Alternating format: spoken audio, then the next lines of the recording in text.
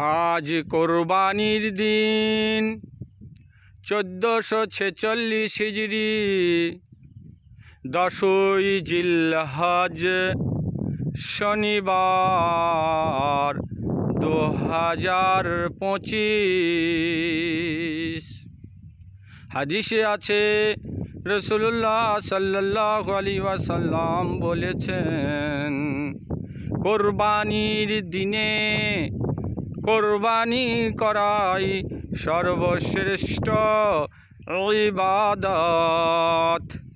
রক্তের প্রথম ফোঁটা মাটিতে পড়ার পূর্বে কোরবানি আল্লাহ তাআলার দরবারে কবুল হয়ে যায়।